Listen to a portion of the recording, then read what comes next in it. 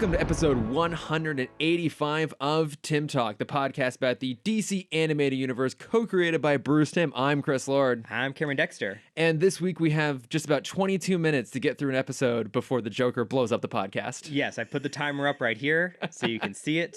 We're starting in 19 minutes. We are obviously talking about the two-parter Wild Cards this week, and the unofficial Teen Titans crossover. Also, I was thinking about this. This is a pretty unique episode, I think, in entirety of the DCAU in terms of its, like, meta-awareness of what is going on. Like, the fact that there is an actual timer down in the corner that roughly matches the length of an actual episode. Right, that Superman even looks at one point. Yeah, like, they all look down at the timer. There's an awareness going on here of, like, we as an audience are watching this episode of Justice League, but also we're watching the live broadcast the Joker's put out. And it's really weird and different, and I think that's part of what makes it so good. Yeah, it's very fourth wall with a lot of it, where even Joker, towards part 2, Joker has a lot of comments of like, oh, don't get up. Like, I'm going to step away for a second, but don't leave. Yeah. And actually, like, that would be where it would cut to commercial. Yeah, he's narrating it, but also watching it at the same time. Now, I'm going to ask the question I always ask. Had you seen these before? I've not. Okay. I've seen snippets of, like, hearing the Royal Flush Gang talk. Okay. Just because it is the Teen Titans cast. Right. That's the one thing you knew going into this, what it was the Teen Titans. Yes, and I will go into my deep dive of whether they work or not.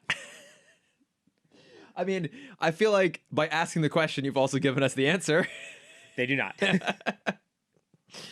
I mean, what were your thoughts on these overall before we can get to the nitty-gritty of it? Oh, they were so much fun. Mm-hmm. And there was an aspect of it, especially in the first part, that we, again, like you said, we hadn't seen in DC before, or the DCAU before, and that's just the use of wide shots. Watching combat in widescreen form, not widescreen, but like pulled back. Yeah. Because, we see the cameramen in the background of shots, which is also a great little touch. Mm-hmm. But seeing everything happen together is so much more fun.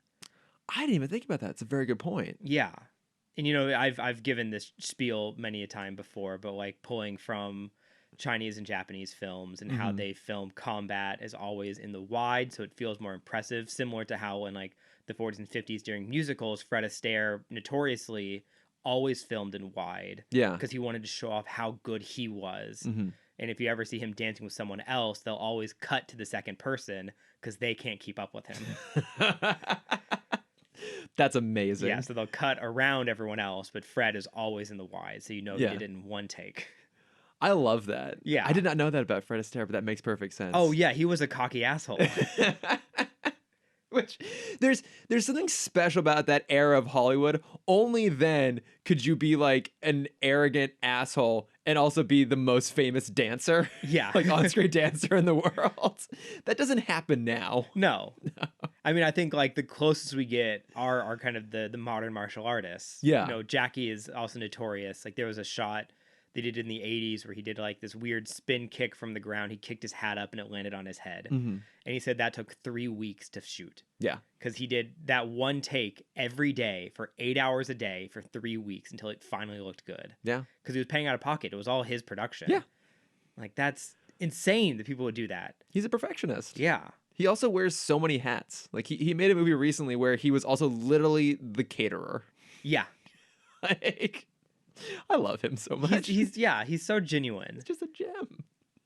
But that you raise a good point that generally in American movies, it's all edited together because usually the person who's acting can't necessarily do the stunt work and vice versa. There are exceptions, but broadly speaking, like you have to cut fight sequences together to hide the fact that it's not your star that's actually doing the fighting. Yeah. And even in the cartoons, I think you see emulation of that fighting style sometimes in terms of like the close-up. Also, it's probably just easier to animate less stuff. Oh, absolutely. At the same time. But you're right, here they do kind of go wide on the whole thing. And so to offer a little bit of context of what's going on, as I alluded to up front. So the Joker has planted bombs all over Las Vegas and is televising the Justice League's hunt to defuse the bombs live. But things won't be easy as the League has to deal with Joker's new meta-power team, the Royal Flush Gang. Meanwhile, John and Hawkgirl might finally actually deal with this sizzling romance between the two of them. So I would not call it sizzling. I mean, it's getting pretty hot. I would call it they lit a candle. I mean, even the Joker is making comments like, is there something going on between those two? Yeah. I mean, right from the very beginning, this was clearly on the writer's minds that this was going to be the episode that actually addressed this will they, won't they thing. Because the opening dialogue, the opening lines is meant to be suggestive, but, kids' cartoon level suggestive. Right. It's fourth grade flirting. Yeah, exactly. And like it's a little bit like you could read something sexual into it, it's like, oh yeah, that's it right there is I think the line that John says to Hawkgirl. And we don't see them yet. This is just when we're still like on the wide outside the watchtower. It reminds me of Die Another Day, which is never a good thing. Notoriously one of the worst Bond films of all time. One of the few I've seen. What have you seen? I'm so sorry, Cameron. we can do better. But at the very end, Bond and Jinx, played by the Oscar award-winning Halle Berry, who can be very, very good. Yes. Not in that movie. But, it's the movie's done. We're at the very end. It's bras and era, so we have to have the obligatory, like, oh, they're boning scene. And so we just hear their dialogue as it pans over this little, like, remote cabin somewhere on, like, South Korea peninsula. And it's like, oh, not done. Like, don't pull it out yet. I'm not done with it. And then it cuts in, and it's, she's got a diamond in her belly button. But of course, it's meant to be sexual, but it's not sexual at all because it's so on the nose and so dumb. Yeah. That's what I thought when I heard the opening line of this episode. Now, the rest of it continues to be really good, but it did feel a little bit awkward and ham-fisted, them trying to make like a sexual pun right up in the beginning. Right. Did you also have the same thought? Was I overly emphasizing this one little moment? I think you were, because I didn't think about it at all. But I mean, it could have been something else because it's all ADR. Yeah. And so it could have been they recorded a couple, and they're like, "Hey, kids, WB, what can we get away with?" Right. And it's like, no, you can't have John say like, "Oh yeah, stick it right there, honey." John saying that? Yeah. Okay. Yeah, you know how their relationship works. Sure. Okay. That Mace is in the bedroom with them. Okay. Yeah. You're probably right. They probably tried a few different things. This is the one they could get away with. And of course, they're talking about trying to track down some weird banking thing because they have figured out that the Joker has bought ad time. And so they have this little establishing thing, and then it quickly cuts to Batman basically telling some network exec in Vegas, I think in Vegas, maybe it's LA, you have to cut the feed. The Joker has bought airtime. And what I loved about that moment is the guy knows who the Joker is and takes it seriously and just shuts it down immediately. What I appreciate is Joker going through the legal channels of actually renting airtime. Because how many times have we seen him just hack the feed? That's true. Normally he just does like a pirate broadcast. Yeah. Like the fact that he went through not just one station, but every station. All of them. And legally obtained airtime is so funny to me. It almost felt a little bit 1960s Batman. Like it reminds me of the 60s movie when the Penguin bought up a World War II surplus nuclear submarine, which I don't think they even had nuclear submarines then, but the one they're on is clearly just like a normal diesel World War II submarine. That point aside. But the pseudonym he uses is P.N. Gwyn. Good. It's just like it's so blatantly obvious. And I guess the name the Joker uses here, and I forgot to write it down, but it's the author of the play The Man Who Laughs. Yes. Which became a movie adaptation with Conrad Veidt of Casablanca fame, who that visual cue was a big inspiration for the Joker.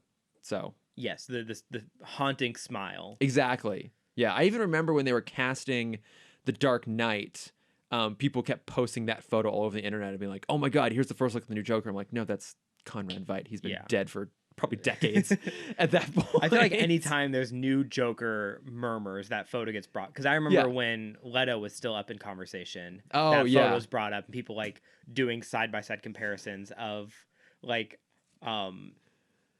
Leto from Fight Club. And it's like, oh, like look how he like has the body movement of that guy. Yeah. It's like he's not though. It's very different and it's very bad. Look, I don't like Leto's Joker in the one movie we've seen him in. I can understand why he would have been a good choice, and I don't know whose fault it is that he wasn't. But he wasn't. Yes, there are many fingers to be pointed. Exactly. Yes. It is not just a single finger. No, lots of places to point that finger. But no, I just like that moment of it. One, it establishes the stakes of just how serious the Joker is as a threat. Not only is Batman taking him seriously, but someone who hasn't spent his entire career fighting the Joker also like, oh shit. Like, I never even thought about this, but he would be that well known outside of Gotham that like just random people know who he is, which is kind of crazy, but also kind of makes sense. And also, excuse me, anytime we see someone in the big office setting, because Batman has broken into many an office in his time. So many. And anytime he gives a warning like this, everyone always gives the same reaction of like, oh, but he already gave me the money. Yeah. Why should I even care about this? I have the money. And he throws money at Batman, thinking that that money didn't originate from Wayne Tech. Of course. Yeah. But yeah, this is the first, because that's what I was even expecting, was when we meet this guy, he's going to be like, oh, whatever. It's a fake, like, my network is the best network in the world. We have the best security. It's impenetrable. Nothing can ever stop us except this one child who broke in once. So specific. Yeah, well, because that's how it always is. It's That's always true. Everyone is so cocky in that big office. Are you just thinking of Big Little Liar? Big Fat Liar? Big Fat Liar. Yes, I am. Marty Wolf. Not Big Little Liar, the sequel starring Paul Giamatti, Frankie Muniz, and Nicole Kidman. Yes. Well, I think that's the prequel. It's like the baby Looney Tunes of Big Little Lies. See, yeah. The Liarverse. Yes. Yeah, but I mean, one of the other interesting things about this episode is this is almost a bottle episode in a way. It absolutely, yeah, because I think that was even a question I was going to pitch to you a while ago of how do we do a Justice League bottle episode? Yeah. This is it. You just make the bottle the size of Las Vegas. The size of Las Vegas, yeah, but I mean, it is interesting because this is the most, I think, contained episode we've gotten in terms of... Yeah, no one's going back to the Watchtower. Yeah. Except Hawkgirl and Green Lantern. Right, in the middle of the fight. But, I mean, we're not hopping around the galaxy. We're not hopping around the world. We are... Yeah, we don't see the Batcave. No. It is one location for the entire 40 minutes. Yeah, and it all runs more or less in real time as well. I mean, not only is there the timer down in the corner, but, you know, the whole span of this endeavor probably lasts about 40 minutes all said and done too, which is just interesting that it's such a different way of telling this kind of story. And so like wrong for the Flash to spend 40 minutes on this. What else would he be doing for that 40 minutes? Everything faster. So I'm gonna jump ahead a slight. So there's a bomb hidden in Vegas, and somewhere in Vegas. It's a mystery. And everyone's trying to find it, and you find out there's not one bomb, but 25 bombs hidden around Las Vegas. So they all split up. And what it should have been is everyone go find one, and Flash, you get the other 21. Now, I think that actually does more or less end up happening. We only see, I think, maybe 4 or 5 bombs get diffused over the course of the episode, but by the time they get to the end, there's one left. Yeah. Which means that 20 some odd just got diffused. And I guess the only real explanation is that the Flash was running around and taking care of that for the most part. Yeah. But you are right. He could do it all himself, but he also doesn't know what the hell he's doing. Right. So that leads me to the second point of why the Flash should have done this better. He's on the, like, not on the phone. That's stupid. He has Batman in his ear. Yeah. Walking him through this process while Batman is also fighting Jack. And we'll get into them in a second. Yes. Just run, grab Batman from the fight, run him back to the bomb. It'll take you 7 seconds. He's not far. We know how big Vegas is. It's not. Yeah. And have him, diffuse it on his own. I mean, you're right. That would have been a very different, very amusing episode. Is just Batman riding around the Flash's back, running from bomb to bomb. Well, because part of it goes against both aspects of Batman, where he wouldn't be seen being carried by Flash from place to place. No. But also I wouldn't see him trusting Flash to defuse the bomb himself. Exactly. Yeah, neither's a good option. Yeah. Which I think we can chalk this up to Batman once again subtly manipulating how the mission plays out because he didn't want to have to ride around the Flash's back. Yeah, because also, why didn't he... he already defused the first bomb. We can assume all the other bombs look the same, even though they don't, but that's an animator's problem. Yeah. Why wasn't that the first thing they said on the intercom? I was like, hey, when you find a bomb, here's the order to take things out at. I made a little cheat sheet for you guys. Here's the acronym. It's BYB. What is it? RY. Which stands for? Blue. No. I'm asking you to come up with like Oh, well, give me a second. a device to remember that. What's the phrase for that when you like boys, comma, you better BYBRY. Boys, you better really yell. There we go. Yeah. Perfect. Nailed it. So then when you defuse a bomb, you get to scream. Yep. I did it. It's a child's game. You Yes. better be ready to yell. I think you need to be the Martian Manhunter up in the watchtower telling everyone to do everything. Cameron. Yeah. They need it. They do. I mean, he wasn't there this time. For whatever reason, he and Wonder Woman aren't here. There's not Vegas people. I get it. I don't blame them. Yeah. I feel like Wonder Woman would show up to Vegas once and be like, this is awful. I feel like she'd be excited to see, say, like Caesar's Palace or something like that. Like, oh, cool. Like we don't know if those exist in this because all the hotels we see, and I love the versions we see, are not real Vegas hotels. No, I guess not. Yeah, there's like a tropical island theme one, the volcano. There's a Jules Verne. Yeah, there's it's the Hawaiian Holiday. It's the volcano one. Mm-hmm. The Jules Verne themed one, which I love. We get to see the Nautilus. Yes. There is New York. There's like a Wild West one, if I remember correctly. There was, yeah. Yeah.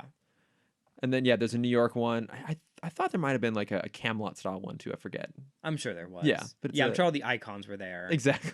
But they just didn't want to pay because I'm sure you have to pay to like license those hotels even in cartoons. Yeah, you probably do. Because they're money hungry. They like everything else. They really are. So, but beyond this being like a bottle episode and it all being done in real time, like we were talking about before, there's a lot of meta stuff going on here as well. Like the Joker is commenting on the action as it happens, and he's kind of pointing at the things the audience would point out. So, for example, right after they arrive, and the first thing that Superman does is he scouts the space with his X-ray vision to find a bomb, and the Joker even comments like, "Oh yeah, it's almost like he's using his X-ray vision to find one." So they go and diffuse it right away, and even that moment of him kind of calling out like, "Oh, this is what Superman would do," in the same way the writers would go, "Okay, Superman shows up and there's a bunch of bombs planted. What would he do? He'd X-ray it." And it was just fun to watch the Joker be that kind of voice of the audience, that perspective, talking things through and then adding his own amusing commentary all along the way. Like, man, every time the Joker shows up and they bring Mark Hamill back, it just goes to show what a performance powerhouse he is. And he just captures everything so perfectly, and just all the attention immediately goes to him. Yeah. I read that scene a little differently. We're not him acting as the writer, but like I was trying to think how he would, like as the Joker, how he would think through these processes. Oh, okay. And how he would have like done, because that was the one specific fake bomb. Yes. And so what he would have done like around the bombs where Superman's vision would kind of go there first. Because he, like we said, there's 25 other bombs hidden around Vegas. Why didn't Superman latch on one of those first? So like what kind of red tape or like blinking light did he put around this one of like that's where he knows Superman's going to look first? Yeah. So he's almost like guiding, he's playing like Dungeon Master. He's guiding them to their locations. Oh, okay. Now there are other fake bombs, because the one that GL finds, the Nautilus Hotel, is also a dud. That's true. Yeah. Okay. So maybe there's a couple fake ones. Yeah, but to your point, he's definitely done something to draw them to those first. Yeah. He's a genius. He is the mad genius. Just a mad genius. And so, like we said, he has thrown a wrench into all this, because this challenge on its own wouldn't be that difficult. To your point, the Flash could just run around and take them all out himself. But he's brought backup in the form of the first, I guess we'll call it, chronological iteration of the Royal Flush Gang, which I think we eventually come to realize is connected to Cadmus when we get into JLU. Right. But at this point, we just know that it's some weird, shadowy government organization. So what did you think about the backstory and introduction of the Royal Flush Gang here? I think I'd known it was a Cadmus thing beforehand. Right. And so I was kind of looking at it through that lens, and especially like looking at it through the Young Justice lens, like when we see, because there's that one episode of Young Justice that follows the what's the team called? It's Static is part of the group. Oh, they're not the outsiders. They're the I forget. Right, but yeah, they're similar to the Outsiders, where it's the 5 kind of kids that were infected by the metagene, and they're off in this government facility, just being really tested on, and hating their lives. That's all that I saw when I saw them in that facility. Oh, okay, that makes sense. Yeah, and I guess that's kind of the interesting about revisiting in this stuff now is we can actually pinpoint where there were follow-up to this. So like this was just done as its own introduction to these characters, and I think they just wanted a general like, oh, it was a government storehouse sort of thing, government experiments, how the Joker found them. But they eventually kind of retcon that into being part of Cadmus and JLU, which you have seen first. And then to your point, like that's not an uncommon threat in comic storytelling, superhero storytelling, of like the government secret meta test bed sort of thing. Yeah. And Young Justice in particular really latched onto that. So it's weird and kind of fun to go back and see not necessarily a starting point, but an early incarnation of that idea, having seen it done really well down the line. Well, and also thinking about more mimicry between the two stories, to break out of the facility, Lex is the one that helps them out. And they call him like Uncle Lex is the one that's saving them. Oh, yeah. And they start doing his bidding almost in the exact same setting. Yeah. And so that's cool. If you look at both of them together, you always see the villain as like, oh, how could you team up with Joker? But now when we see, good guy, we know Static before this. Yeah. At least, if you watch Static Shock. Yeah. Or read the comics. You know that like Static is a good guy. And you see all these kind of like moody teens who are just tired of being in this facility, and they see this voice, they don't understand it, that is helping them out. Of course they're going to follow it, they're going to do what it says, because he just helped them. Yeah. I mean, it also reminds me of the first season of X-Men Evolution, when Mystique is going around and recruiting her own mutants. And I mean, Rogue obviously starts there, and we know that she works her way over to the X-Men, which was in the original comics as well. But it's kind of the same idea of like, you guys are all outcasts, you have reason to be frustrated and spiteful and angry, and someone comes along and gives you a chance of like freedom and do something with your powers. Yeah, you're gonna take it. Yeah. And make you feel special. Exactly. Yeah. It's the cult mentality. It is. They've absolutely been brought into a cult. And if there's anyone who can do that, it's the Joker. Look at Harley Quinn. Yeah. And I even love their dynamic over the course of this episode too, because she's out in the helicopter, the kind of eyes in the sky. And Batman even eventually kind of manipulates her. It's like, look at this. You're here, away from the action, away from the Joker. He's spending all of his time with Ace, and you can see her trying to like justify why it's happening and realizing like, oh, I think he's duping me once again. Yeah. There's that constant dynamic that's going back and forth. Every time he betrays her, and she still comes coming right back again. But so, like in terms of a superhero team, or I guess a supervillain team in this case, do you like the powers of the Royal Flush Gang? They're fine. Okay. I over the past year or so, I've done like a big dive into power sets across the world and kind of what superheroes look like from different countries. And America kind of has the same box that everything kind of lives in, and I think Royal Flush Gang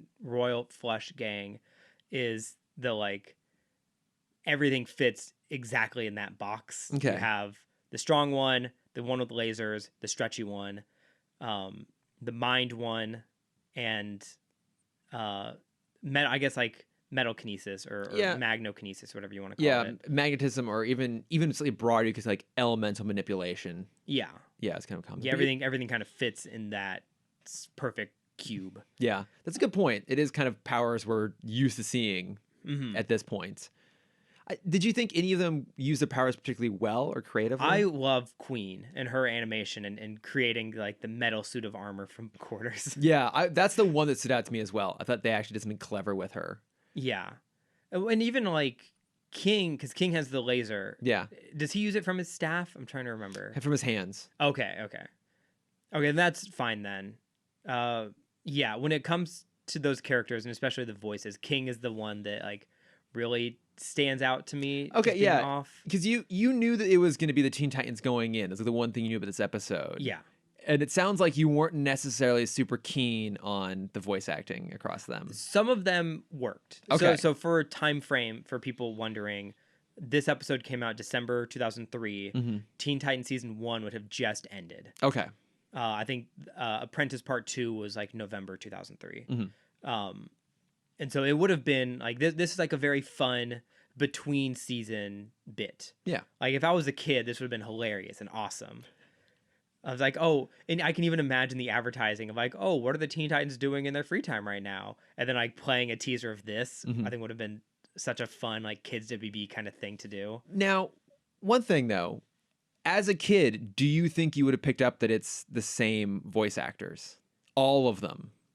Not Starfire or Raven. Yeah. Because we don't hear them talk as much. And also Starfire is the only one that's or Queen being Starfire is the only one kind of using no.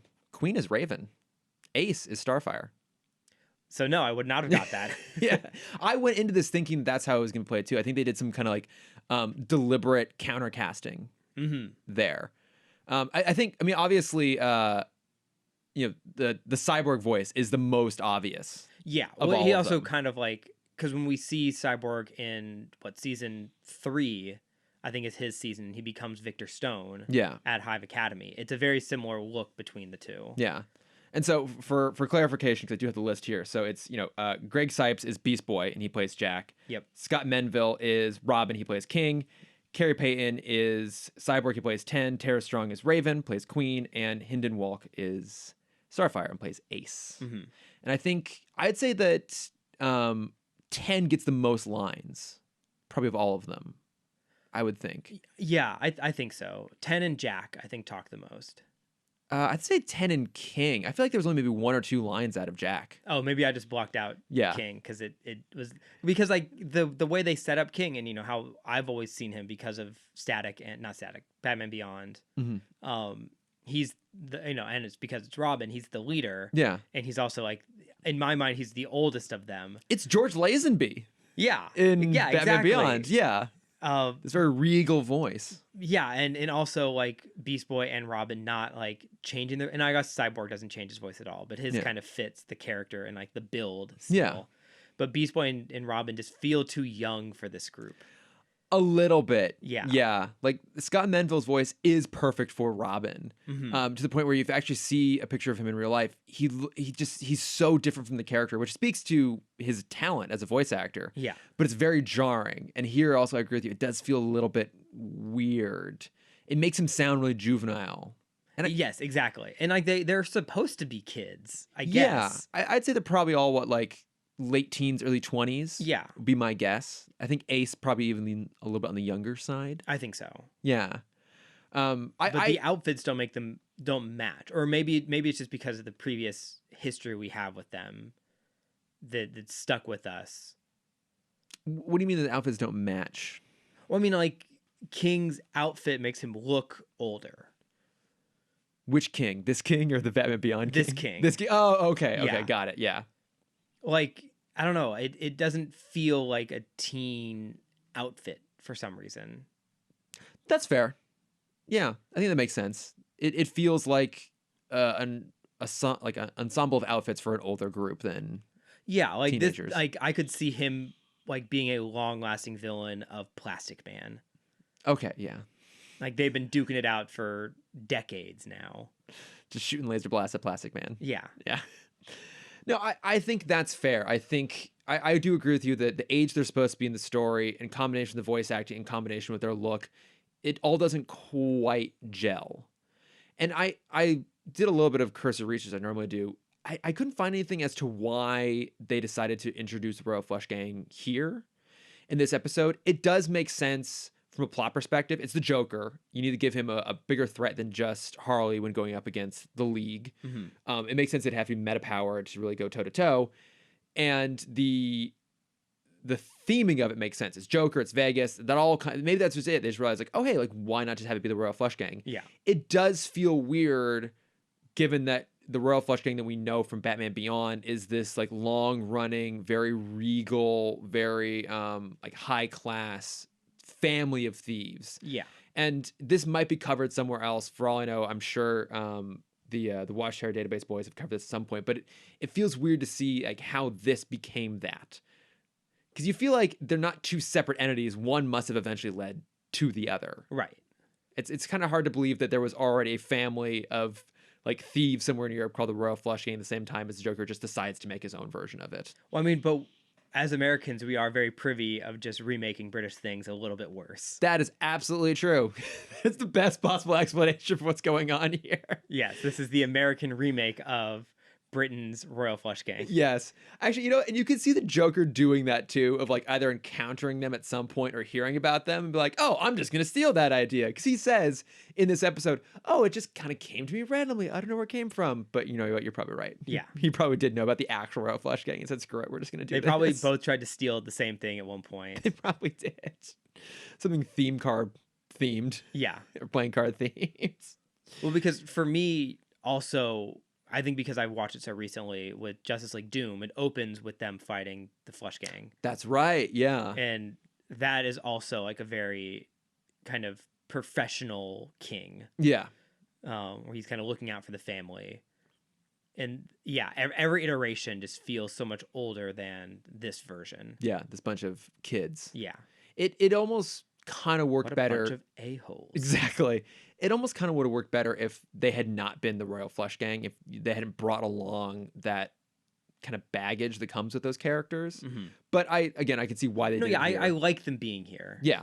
And it's ultimately fun. Like that's, I think the best thing about this episode is that it's just really a really fun ride. Like I found myself not taking a lot of notes and mostly just kind of sitting and watching these and enjoying these. Yeah, it has a similar vibe to like a Hive storyline, Mm-hmm. where it's almost like this is their first time out of the facility and like the first time getting to experience the world. And so of course you would have 10 having this cocky attitude of like, I've never met anyone as strong as me. Of course I can beat Superman.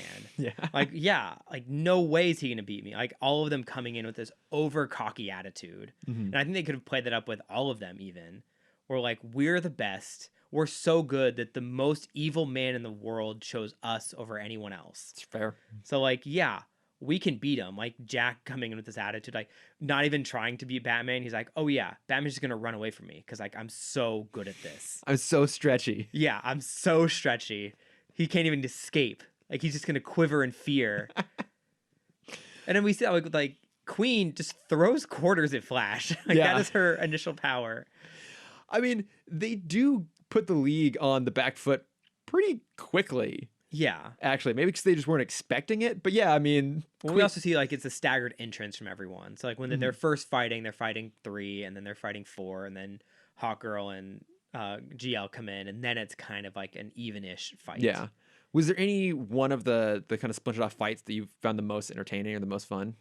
The moment there's parts of each. So the when 10 is fighting Superman and he kind of gives the I can do this all day kind of speech, and Superman just punches him into the stratosphere so he has time to defuse the bomb. It's good. That's great. And then when they have the boxing analyst come in, or like the boxer analyst come in. Oh yeah. And talk about the stats between Jack and Batman. Mm-hmm. It's like he's having too many bat donuts over in the Bat Cave over there. Like he's not the fighter he used to be, Joker. Like I'll tell you that. My money's on Jack. You just feel like whenever they bring the Joker in, it just injects the whole thing with this sort of like fun, quirky energy. And you can imagine the writers get excited, like, oh, we get to do a Joker episode. And this is a Dwayne McDuffie Joker episode, especially. So, I mean, you get his writing talent combined with that character. And the whole thing just pops, it sizzles. It has something fun and different and weird and energetic about it. It feels so different than everything we've gotten so far. And it's almost like, because there's so many characters playing into this, it's almost an Elseworld story. Oh, yeah. Where you have like the boxing analyst, because we're introduced to the TV guy first, and he fears Joker. Yeah. But then you look at the world that they're in, this bubble. You have the boxing analyst who's just going on with Joker. You have the camera crew that's just going on with Joker. Yeah. You see multiple cameramen just like normal. They're not henchmen. Nope. Which I think would have been even funnier if they were dressed in like the henchman uniforms, holding the cameras, just not doing anything.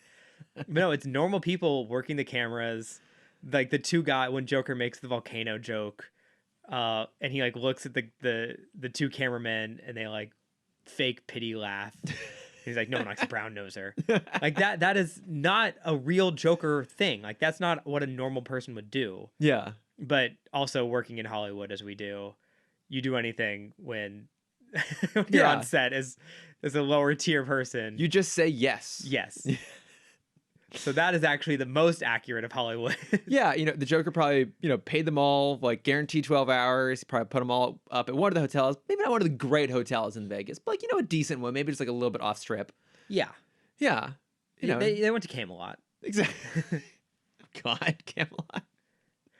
Because there's 3 next to Camelot, or there's 2 next to Camelot, because that's, like, the end of the strip. Well, What are the other is two? it Excalibur, or is it called Camelot? No, it is. Yeah, sorry, it is. No, is it?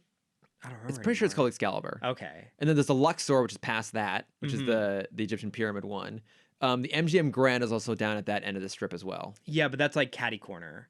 Yeah, it's across the street from. Yeah, it's Catty Corner from Excalibur. Yeah. Yeah, because the one that I stayed at was the neighbor to Excalibur, and I don't remember what it is anymore. I forget what that one is. Yeah, it was fine. Yeah, a lot. Let's be honest. A lot of them are fine. Like the more theming that's going on, generally the lower the quality of the hotel. Yeah, well, yeah, because I've only been there for 2 days. Yeah, it's fair. The first day I stayed at the Bellagio, and that was like, oh well, yeah, like nice. Yeah, I mean the Bellagio is kind of exception. Actually, Caesar's Palace is fairly nice for what it is. But yeah, I'd say the Bellagio is the best combination of theme and quality. Although, wait, hang on though, the Venetian.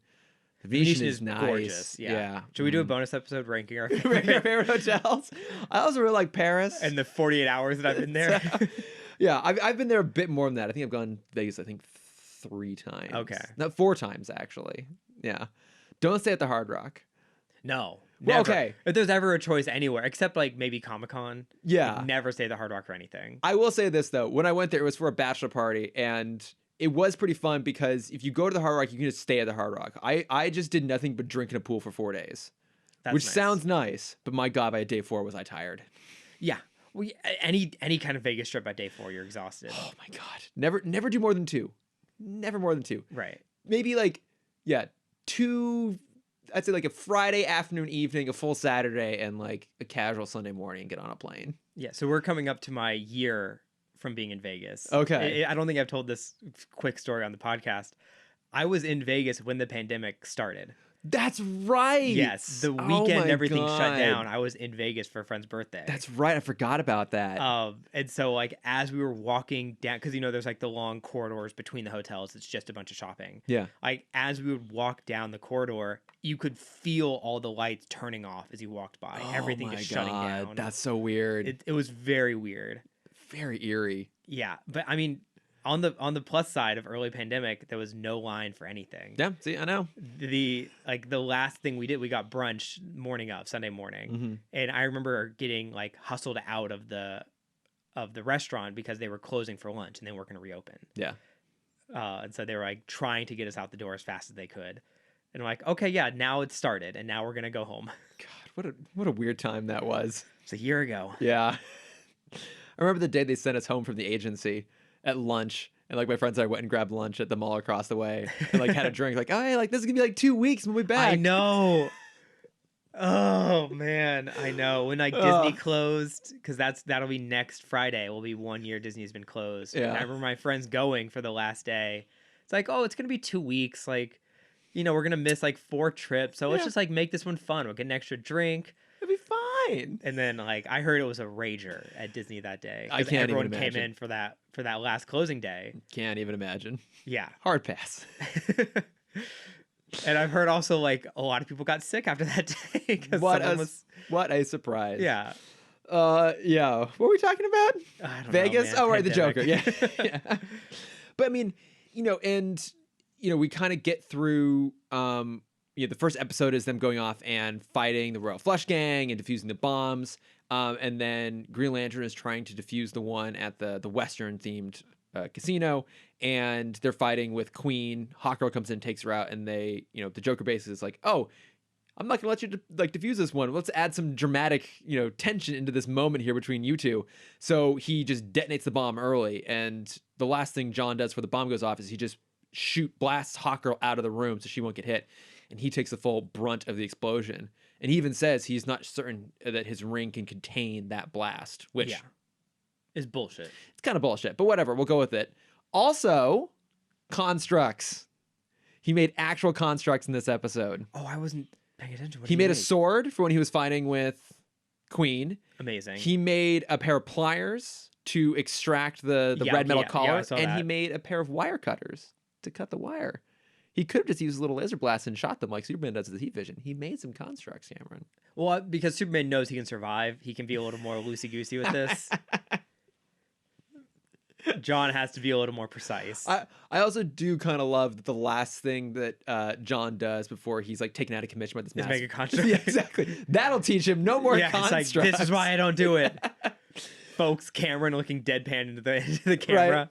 But yeah, so the last thing that happens before the episode ends is that the bomb goes off, and we just don't know how it's going to end. And so then it picks up again in part 2, and Hawkgirl realizes that John has been like knocked out by the blast and uses her mace to resuscitate him, and then flies him off. And Batman's basically, okay, well then hurry back. We need to keep up this fight. She's like, no, Hawkgirl out, and like she wants nothing to do with this fight. She's just most concerned about getting John out of there. And then from there, it kind of keeps picking up again with a lot of this the back and forth kind of action thing. They've basically defused all the bombs, but of course, the Joker, being the Joker, has one more, in this case, literal ace up his sleeve. Oh, yeah, this twist I was not expecting at all. Oh, okay. This. Yeah. Yeah, so now, but you knew who Ace was as a character because of Epilogue. Yes, but I didn't know this was her, because from Epilogue, this isn't the same power we see her use. It's a little different. Because she's almost making... like breaking reality is how I see it in Epilogue. I think that is meant to be an extension of her power, because they even say here that it's not that she doesn't just make people go crazy, that she messes with people's perception of reality. So we even see that when she does unleash her powers, one guy imagines that he's melting into the control booth.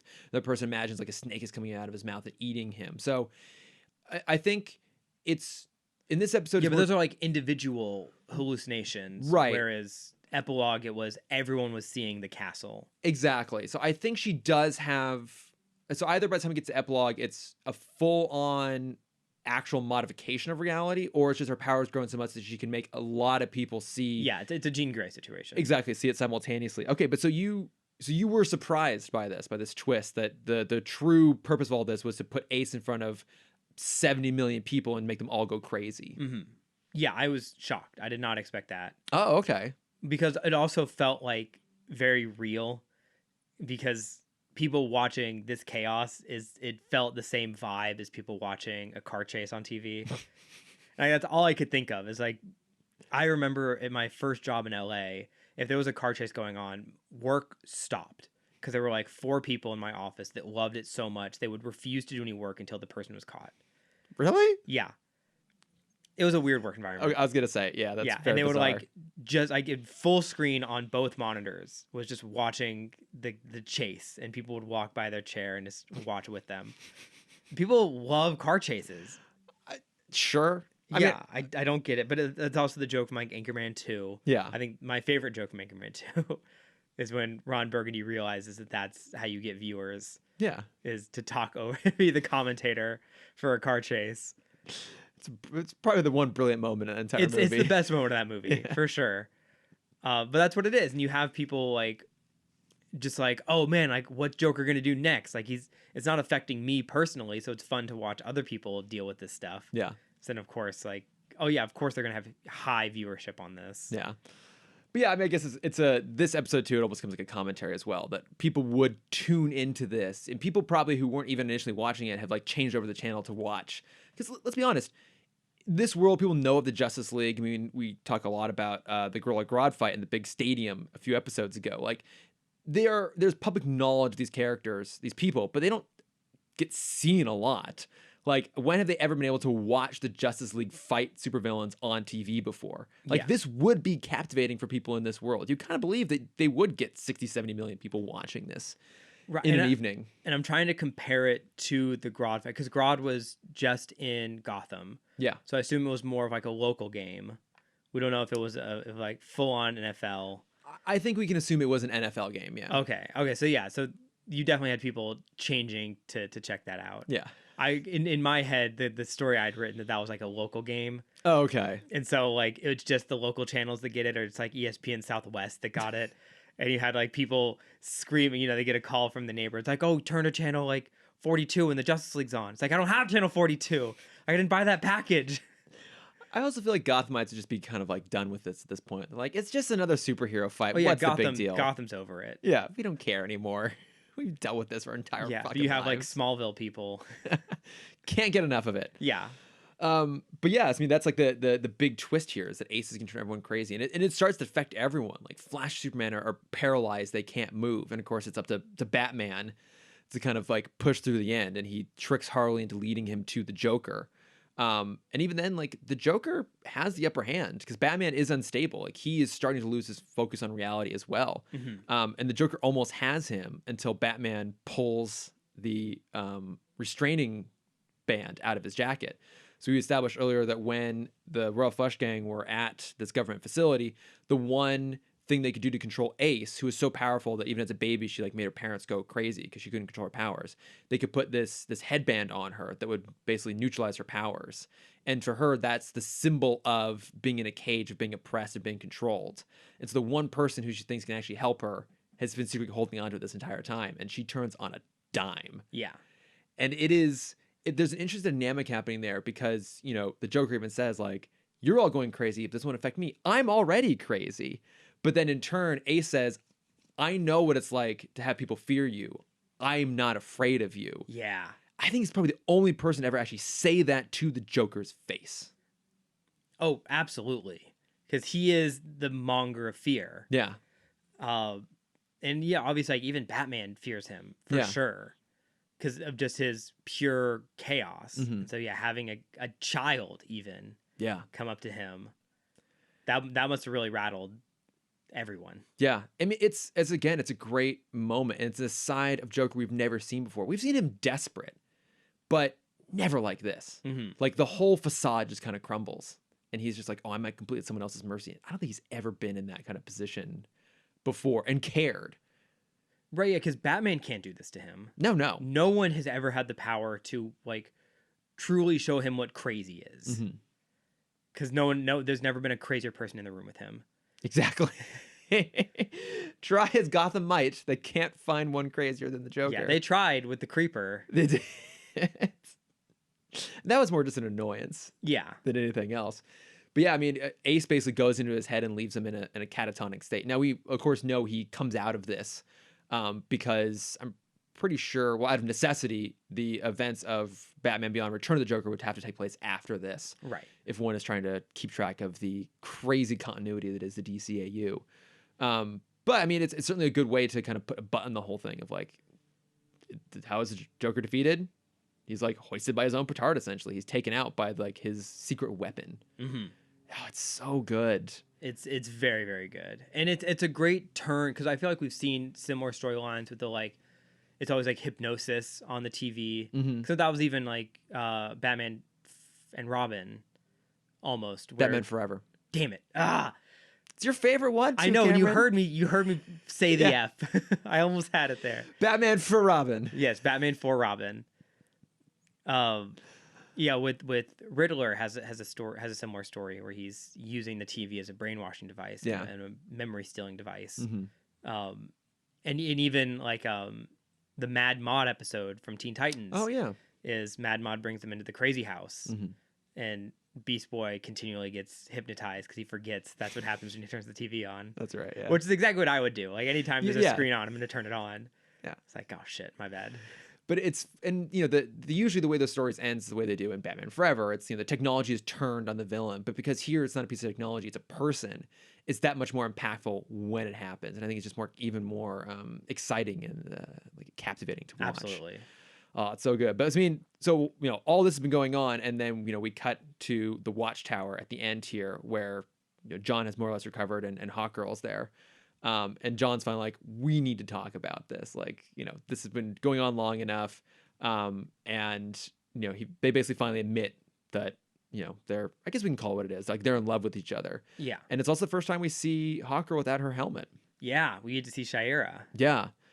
It's a really nice moment there at the end. It's something that could have felt really forced or cheesy or schmaltzy, but I don't know, for me watching, it felt very sincere and very heartfelt.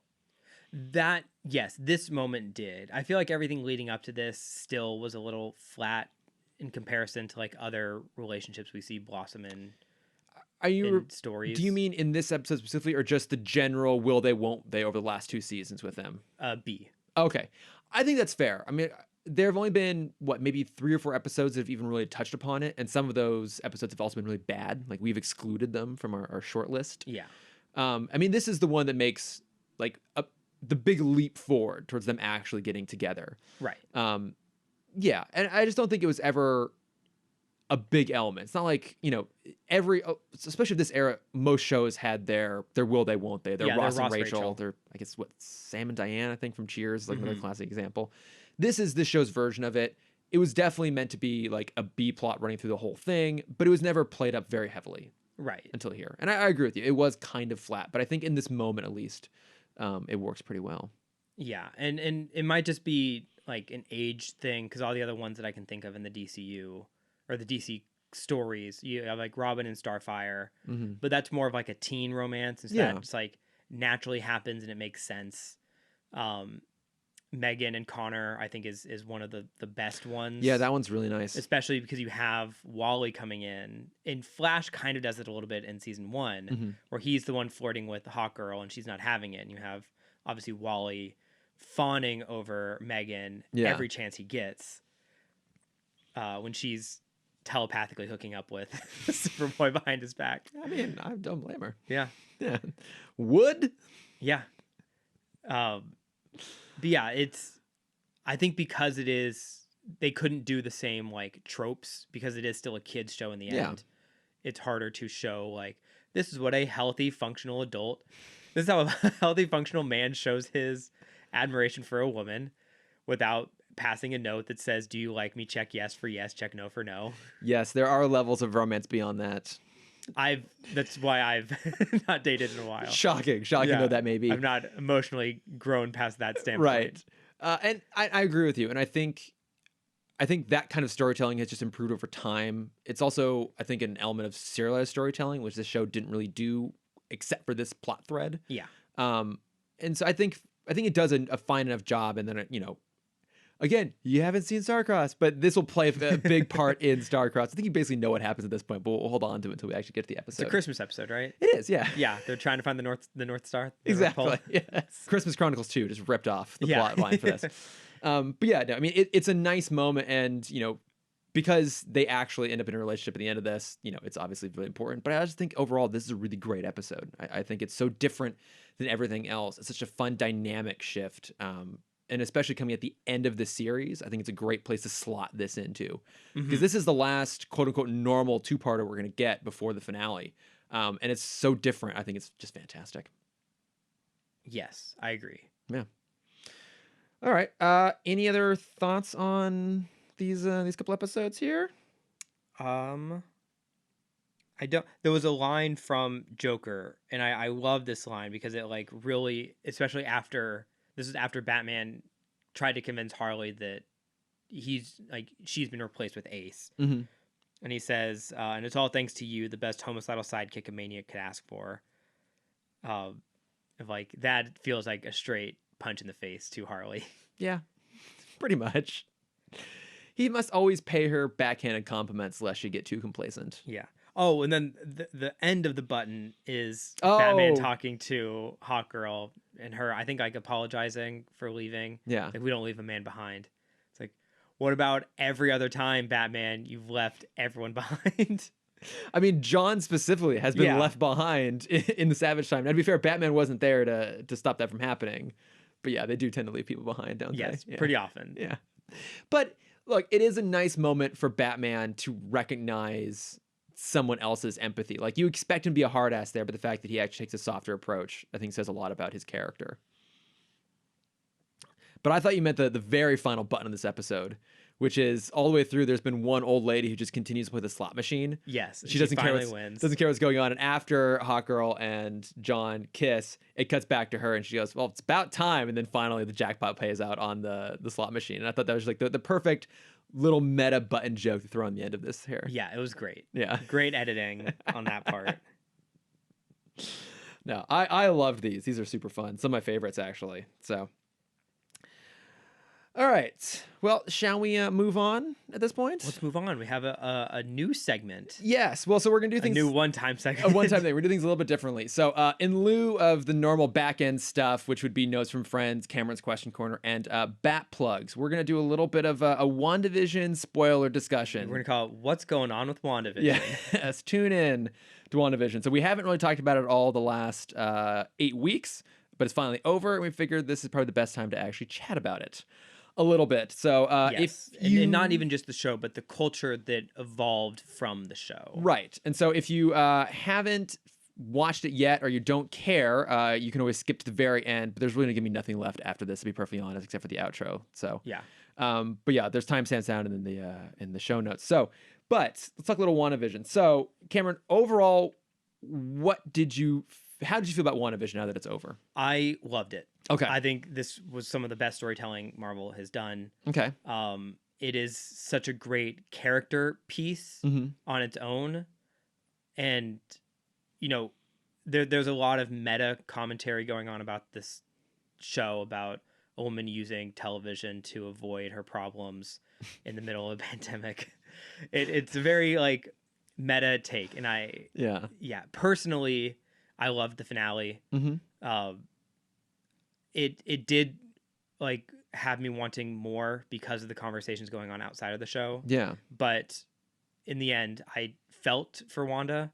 I think she was really screwed in this series. Yeah. You know, everyone gets a happy ending except her, and that really hurts. But yeah, overall, loved it. Okay. It's like, if I were to put this in a Marvel ranking, it would be in the top 10. Okay. All right. So very strong recommendations then on your part. Yes. And I assume you have different thoughts. Even just focusing in on the show, not right. Yeah, and I'm going to start talking about the show. So I think it's hard to separate the two. I think it did a nice job telling a very specific story about her grief. Yes. And I think that the way it ended was perfect. The fact that you're right, she didn't really get a happy ending. That the lies she had built around herself, the hex construct she created around herself to try and escape from her grief and make her happy, she had to let go of all of that. And I thought that was really well done. I thought the final moment with her and Vision and the boys is really good. And then especially the final moment between her and Vision, where she's basically like, you know, what are you? You are the piece of the Mind Stone that resides still in me. And, you know, it gives me hope that there might be a future for us down the line. Like, it's a very, like, healthy, cathartic, nice way to kind of wrap things up. Yeah, you can track these episodes to the stages of grief. Exactly. Yeah, and I think that specific story they were telling was really good.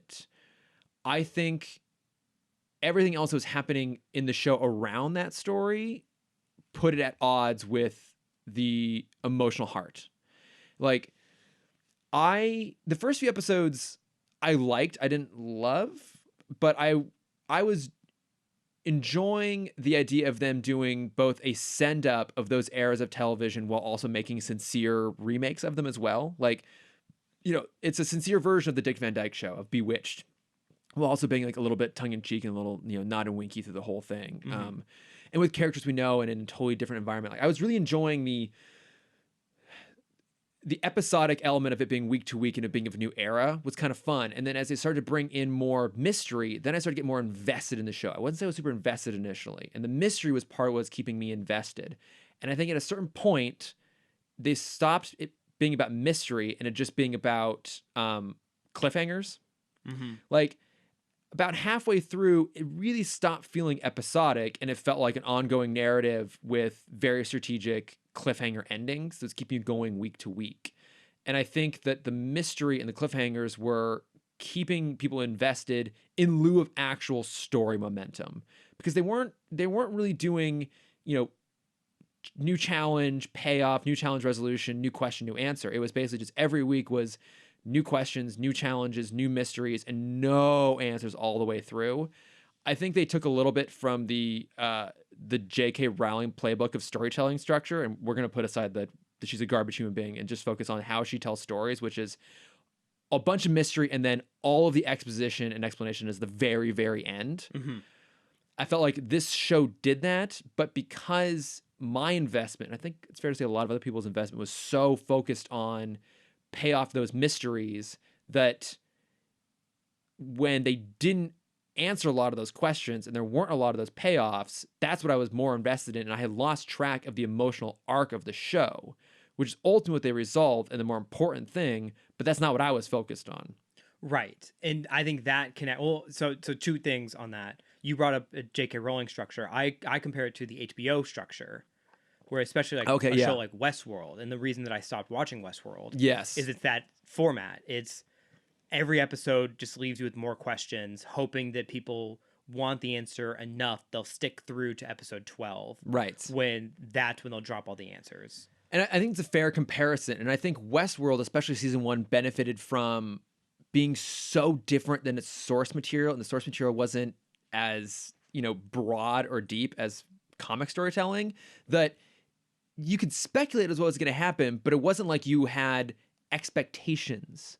Right. And I think that worked against this show.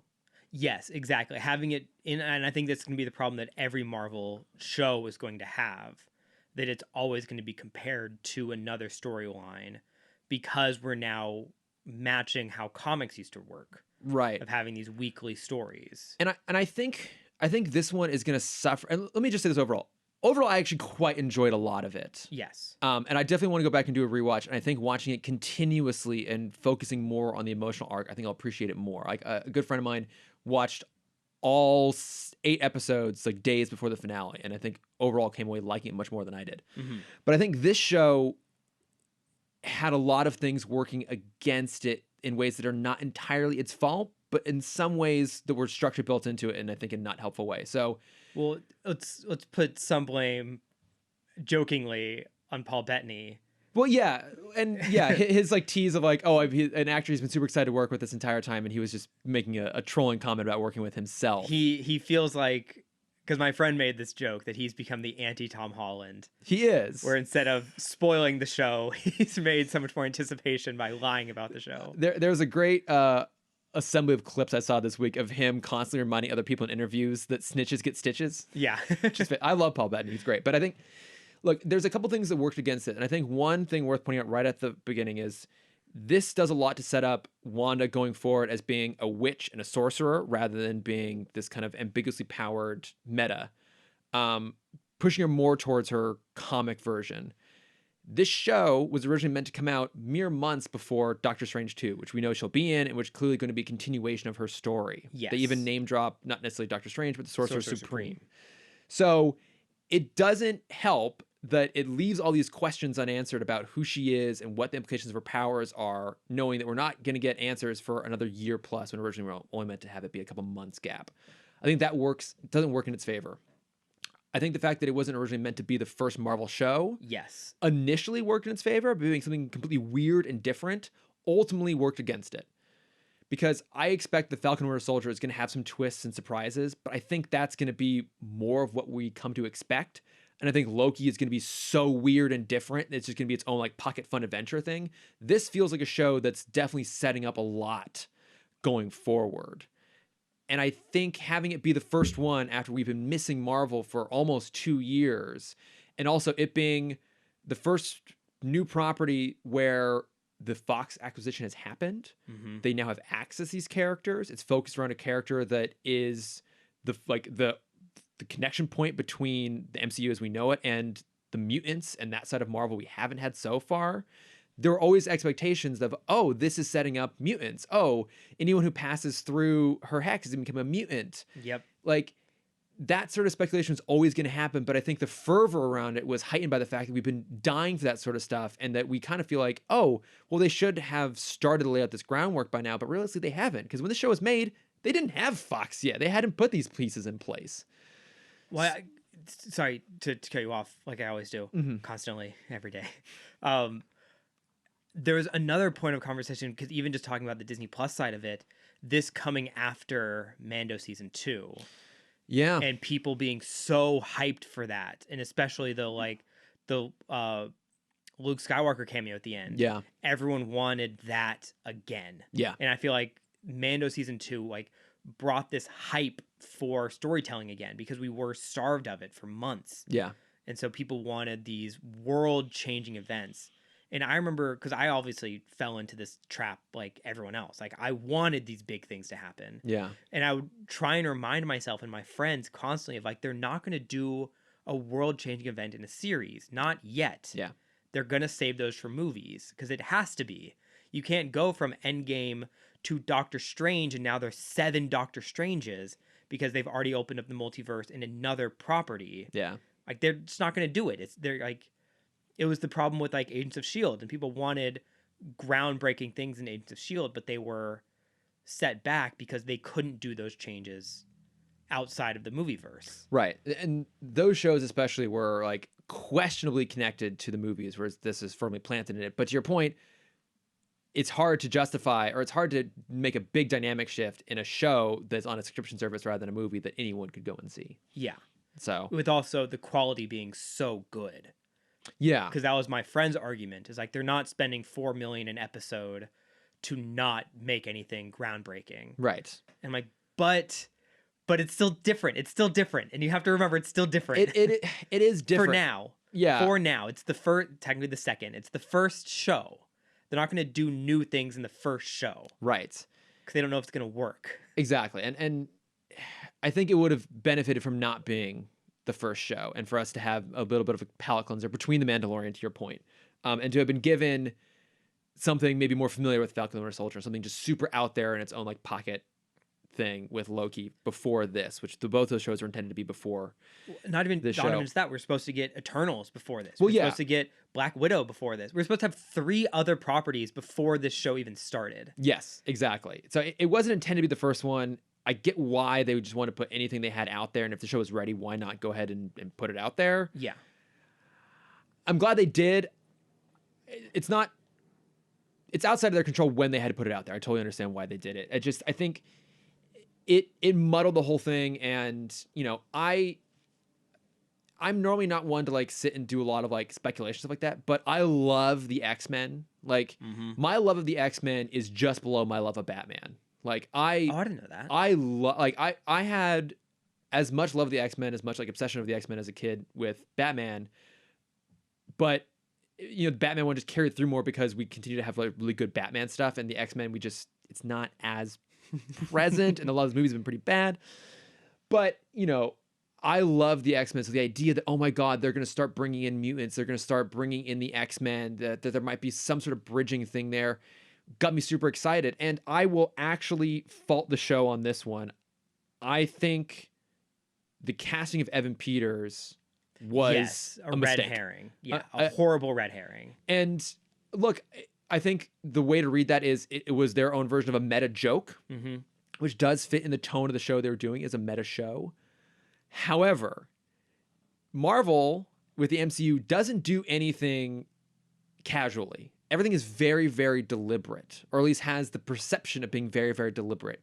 And you feel like the casting of Evan Peters in that role was a very deliberate choice, and was deliberate in terms of the implications of it, especially knowing that we were heading towards eventually some sort of multiverse thing. And maybe there will be an explanation in Doctor Strange 2 as to why Agatha chose him specifically to be the avatar for fake Pietro. But the fact that the show didn't ever even address it, I found frustrating. Right. Well, it's the same frustration I felt with like people brought up the not Mandalorian, Mandarin. Oh, okay, yeah. Twist back in Iron Man 3 of like having this huge figure that we all know from comics, and then twist, it's not him, he's an actor, it's someone else. It's a white guy now. I love that joke though. I a white man. Not being a big Iron Man comic reader and not really know anything with the Mandarin, I fucking love that. I saw someone basically say like, I think it was even on the Weekly Planet, they said it'd be the same thing as if they introduced the Joker and he wasn't actually the Joker, he was just some guy playing the Joker. Yeah. And I get that would be super pissed off if someone did that. I love that reveal, but I see your point. Like it. Well, and also because I didn't see this, but people brought up the closed captioning of that episode when we first meet that Pietro. Apparently, in parentheses, it says Fox's Quicksilver. Oh, did it? I didn't even catch that. Fox's Peter. Oh, I missed that. Saying the first line. Oh, okay. I honestly missed that entirely, and I do watch the closed caption at. It might have been like an international closed caption version because obviously we both watch with captions on. Yeah, we've grown old. Because I also watch it at 6 a.m. the day it comes out before I go to work. Same. So like you can't control, you can't, it's not the show's fault that fans have these wild speculations. And, I would see, I've like, other than you, two other friends that I see during lockdown, and, we would end up watching these like Easter egg videos. It's normally not my jam at all. And that probably helped me think like, oh, it could be all these cool things. Mephisto. It could be, like the Nexus. Also, there's Reed Richards. John Krasinski's going to be in it. Exactly. So like, I was maybe buying into that space a little more than I would normally. But I will say that it didn't help when you do things like have it be Evan Peters, Pietro. Right. And just adding fuel to the fire. Exactly. Adding fuel to the fire. And I just think the idea of it being a week-to-week meta take on sitcoms was interesting, but they kind of abandoned that in the last third. And even for me, Agatha as a character reached her peak with Agatha All Along, which is one of the greatest bops I've ever heard in my entire life. And I've listened to it way more than I probably should. You're not even on TikTok. I'm not even on TikTok. It's like every third song on TikTok. I can't escape it. For me, that was her peak. And honestly, like the next episode where they went into the backstory was interesting and, answered some of the questions up to that point. But from that point on, Agatha just became a generic Marvel villain. The whole, like the finale, and a clone villain, which is what we hate. Yeah, the finale for me was just generic Marvel superpower fighting, which I suppose was inevitable that it would get there. But when you start out doing something so entirely different, and you abandon that conceit partway through, and then just give us exactly what we have seen a million times before, and in that process, you set up a whole bunch of mysteries that don't have payoffs and distract from the ultimate catharsis of the show they're trying to tell. To me, it was kind of a noble failure at the end of the day. Yeah, and I understand a lot of the choices they make. Marvel can never tell who fans are going to latch onto at any point. Right. Because obviously, like, for the fans, Jimmy Woo was the standout character of the show. I would say, like, right behind Agatha. Okay, I would say for me it was... I mean, also, I love Catherine Hahn. I love her so much. Yes. So. Yeah, I mean, she is amazing. And, like, a lot of people fawn over her. But I don't think Marvel was expecting the same love to come to the three side characters outside the Hex. Probably, yeah. Because, like, there are, like, basically cults built up for Jimmy Woo after this series. He's great. People, like, when he wasn't in an episode, I saw so much rage across the internet. Like, how dare you not put the best character in like, Marvel didn't know you were going to like this character. Yeah. Like, think about when... Like, the biggest thing for me will always be the delay of Baby Yoda merch after the first Mandalorian. Oh, yeah. Because I don't think Disney expected it to take off the same way that it did. But how did they not know? Well, that's the question, is how did you not know? Because even, like, Baby Groot stuff, when the second Guardians premiered, they already had, like, Groot in the flower pot. Because they knew that was going to take off. Yeah. Like, that was the first piece of merch that I saw, was Baby Groot. Yeah. And so, like, if you have that prepared, like, you know what's going to be big. Mm-hmm. And them not doing it for Baby Yoda, just like, because there was 4 months before Disney put out actual, because it was all fan merch before that. Yeah. And even then, the merch they put out was not good at first. And now you can't very escape ugly it, T-shirts. But yeah. Yeah. But yeah, it's hard for Disney to tell what they think. Disney and the execs have a very different set of what's going to take off compared to what the fans actually latch onto. And that's fair. And they might have not thought, I mean, obviously I don't think they were expecting the same intensity of fan theories to come out. Yeah. And I think that obviously made the Evan Peters thing so much worse. Mm-hmm. Yeah. And I think the Evans Peters thing was like a really frustrating red herring rather than a clever and satisfying one, which at the end of the day, a red herring should be clever and satisfying and not frustrating. Yeah. As long as it's done by a character named Red Herring. Especially when it's done by a character named Red Herring. Which that may have just biased me for all red herrings in the future. I feel like all red herrings should be as clever as Red Herring in a pup named Scooby-Doo. But, and I loved and speaking of which, like, Darcy, Jimmy, and Monica were kind of their own little mini Scooby gang. Yeah, they were awesome. And, like, people want their own, like, they want them to have their own show now. Yeah. And I felt like they were also kind of, I felt like Darcy had one line in the finale. I know, one line. And again, it felt like they were laying all of these threads all the way through that felt like they had purpose. At the end, a lot of those characters, a lot of those threads were abandoned. And then it just made it feel like everything that preceded had been filler. That it had been used to expand out the story rather than keeping it nice and tight and concise. And maybe these are all threads that are going to pick up down the line, but they didn't feel like it didn't feel like there was any sort of like resolution with a tease for a future. It just felt like things were just dropped. I disagree with that on some points, because I think we talked up every storyline so much. We wanted every character to have these grand, 'cause I mean, like, think about Monica's arc of coming in with this pain of not being able to save the person she cared about most. She was gone when her mother died. Mm-hmm. And then she goes in and tries to help Wanda because that's her mission. That's her mom's mission, was to work for SWORD, and she's doing what SWORD wants. And then she fails that mission. She learns that SWORD is now a corrupt agency under someone that she trusted. Yeah. Not obviously like Hydra corrupt, but just a guy who pulled a gun on children and shot a full clip at them. That's super fucked up. Yeah.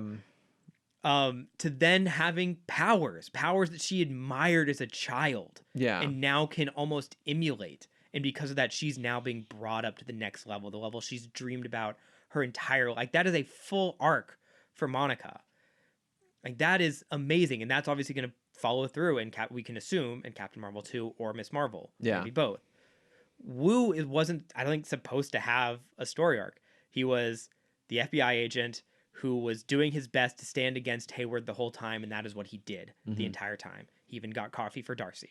Darcy wasn't supposed to be this, like, monumental character. They weren't supposed to have this huge, like you said, Scooby adventure. She was there as the scientist who same way she did in Thor, she got her hands a little dirty in the action, and then once that was over, she's done, because she hates paperwork, and that's her character. Yeah. And maybe less so on those two, but I agree with you that Monica did have a full arc. But in some ways, she was kind of a co-lead through most of the series. And yes, she had her arc, she got her superpowers, and then did nothing with them. And she was barely even in the finale. I think that maybe that was part of my problem, is the show had been setting up that, it's built around Wanda, and obviously the Vision is a huge part of that, and Agnes is a huge part of that, but so are all these other characters. And at the end, it just became Wanda's story again, which is what it should be. It should be Wanda's story. Yeah. But to the point where Agnes, now as Agatha, had almost nothing to do in the finale. It was not interesting at all. Monica, she got her powers. She like chatted with Ralph Boner, aka Fake Pietro, for a little bit, and then jumped in front of a bunch of bullets, and then was done. And then it's like, oh, but, you're gonna go to space now at the end, teasing with like the Skrull Talos thing. But with that, I don't think she knew she had powers. Like, she was able to obviously like see in the hex better. But there was no explanation besides like, oh, your DNA has been altered. She didn't know that's what it meant to have her DNA altered. And the fact that she jumped in front of the kids was her sacrifice moment. She was planning on taking the bullet to go down for Wanda, for the kids, for Wanda's sanity. Yeah, I mean, that's fine. But then the powers activate. She doesn't know they're going to activate. She wasn't planning on stopping the bullets. And that's all well and fine, but to me that's not an interesting completion of her arc. And if she's supposed to be a B story character, in which case she is supposed to be a reflection of the A story character's growth, which in this case the whole show is about grief, there at no point did it ever really feel like Wanda learned something valuable from Monica either. Right. And I think that was it. It's just they had set all these things up, and at the very end it's like, well, we don't have time to address really what happens with Monica. We don't have time to address what happens with Vision. He's gonna have that great conversation with fake Vision. I love that. I found that so fascinating. Also, I want to give myself a little bit of a shout out here. I knew about the ship of Theseus before this. Because I'm pretty sure we had talked about it on this podcast. Do you know why? What character I have always associated with it? I don't. Wally. Robot? Yeah, I first learned about the ship of Theseus in connection with Wally. Because the question is, the end of Wally, is it still Wally? He's had pretty much every single component of his replaced, including his circuit board. Is he still Wally at the end of it? So I first learned about this 10 years ago or something like that, and every once in a while I'm like, oh hey, like this is kind of the ship of Theseus. So they have it called out in a show. I was like, oh my god, nerd justification. I think I learned about it from One Piece, the anime. That would also probably make sense, because there's a moment where they're about to lose their ship, the Going Merry, and they're trying to get it fixed. And it's like, it's still going to be the Going Merry because it's still our ship. Yeah. And that was kind of their final Exactly. So yeah, we're ship of Theseus hipsters. Yes, we are. Just maybe the nerdiest sentence I've ever said in my entire life. But look, overall, I just found I was particularly underwhelmed by the ending of all of it. And I think part of it is they dropped the stuff I was most interested in. We're gonna have to wait a long time to get any sort of answers on it going forward. And it just, I will revisit it in one more continuous chunk, and I might like a little bit better, like what might appreciate a little bit more. I think it being episodic worked to its favor in the first half and worked against it in the latter half. And I think overall, this story would have been better if it hadn't been told week to week. I disagree. I still think week to week is better. I still enjoy the conversations that happen. I just think I think they will learn with Falcon Winter Soldier. 6 is like their perfect number. I think 6, 7, or 8. Anything longer than that is when you get into this over fan craze territory. I don't think it was the number of episodes. I think it was, the conversation been going on for 2 months now, but also, and the only conversation there's nothing. That's the other problem, is there's no other conversations to be had right now. Well, there's no other conversation to be had, but also there's the show itself wasn't giving us anything else to talk about. Like, I think I actually even fault the show a little bit on this. If the show itself were more interesting, people would be talking about the show and not what they think is going to happen. The conversation was about around the show, not about the show. And like, I think that is one slight difference to say like Westworld, which is like people were talking about Westworld itself. Like, this is weird and interesting. What is happening here? And this was like, what are all the things we think should be a part of this show? And I that's on the fans for having meant that was the discourse, but it's a little bit on the show for not giving us something meaty to actually talk about. Nothing happens in this show except for mystery boxes until the very final episode. Yeah. Pretty much. And I don't think that is particularly spectacular storytelling to do it that way. That's fair. Yeah. For me, this show, because like after The Last Jedi, I was super into the fan theory world all through Last Jedi. Like every day I'd watch a new video about what people think is going to happen in that movie. Yeah. And I was so on board and I was so disappointed, and I blamed the fan theory side of me for being disappointed in that movie. And I'm like, I hyped it up so much in my head, and that's why I didn't enjoy it, because nothing played out like the script I'd pre-written. Right. Where when this came out, I still had that script pre-written, and we talked about it almost every week before or after the podcast. Yeah. And we talked about our theories and how we think it's going to go. And like, do I wish some of them would have come true? Absolutely. But I still think the story was so good, besides what I'd already written, that I was able to be okay with the ending. Okay. Aside from we didn't get Reed Richards, we didn't get X-Men. Yeah. We didn't get a Magneto like everyone thought we were going to get. Yeah. But also, I don't know if I had sent any of these, or if anyone sent you these. The actor playing Norm is on TikTok. Oh, someone did send it to me. I haven't watched him yet, but like he's been making the funniest content. Yeah. That I think has like brought the walls down a little bit from the fan theories of him just being like, I'm just an actor. I'm not anybody. Like, yeah. I'm not Mephisto. Stop asking about Mephisto. Like, I just want to get a pool in LA. Like, I just want to have money. Don't ruin my career by asking me questions about Mephisto. Yeah, and I think it's interesting you bring up Star Wars. I think it's an apt comparison because it's fan expectations, I think, contributed to people's disappointment with The Last Jedi. But I also fault the filmmakers in The Force Awakens for setting up a bunch of mystery boxes, which has never been a thing with Star Wars. It has been, to some degree, a thing in Marvel. Yes. So it's a little more reasonable they would do it here. But I think overall this is a really good piece of storytelling about someone suffering from grief. I think Elizabeth Olsen is fantastic in it. I think Paul Bettany is amazing in it. The Scarlet Witch look is Scarlet Witch gorgeous. Look is fantastic. Obviously Catherine Hahn can do no wrong. She is a goddess. They did a lot of things really, really well. To me, I think this shows the danger you put yourself in when you are relying on mystery and intrigue to keep your audience engaged to some degree.